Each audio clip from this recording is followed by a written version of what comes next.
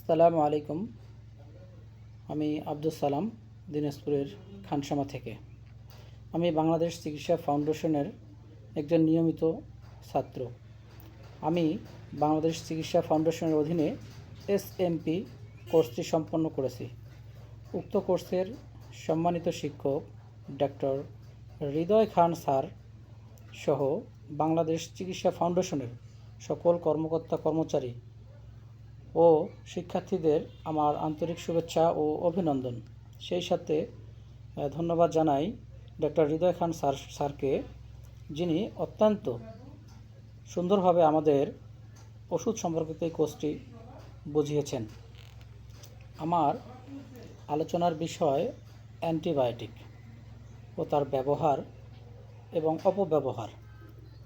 আমরা অ্যান্টিবায়োটিককে মোটামুটি 4 ভাগে ভাগ করতে পারি। সেটা কি? অ্যান্টিব্যাকটেরিয়াল, অ্যান্টিভাইরাল, অ্যান্টিপ্রোটোজোয়াল এবং অ্যান্টিফাঙ্গাল।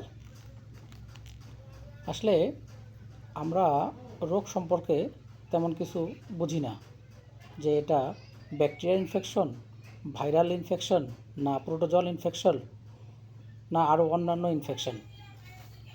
আমরা শুধু কোনো কিছু হলেই, সামান্য মাথা ব্যথা হলেই অ্যান্টিবায়োটিক খাওয়া শুরু করে দিই। এটা আসলে মোটেই আমাদের কাম্য নয়।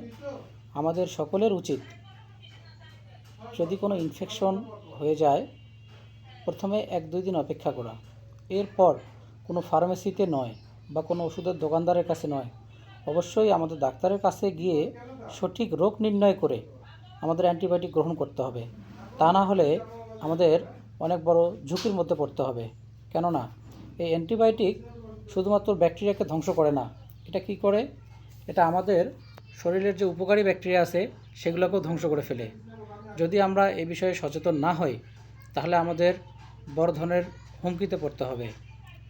অতএব আমি আমার এই কোর্সের মাধ্যমে সকলকে জানাতে চাই, আমরা রোগ হলেই কথায় নিজেই কোনো অ্যান্টিবায়োটিক খাবো না।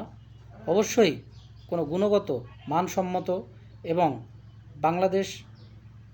বাংলাদেশের রেজিস্টার্ড চিকিৎসকের কাছে যাব।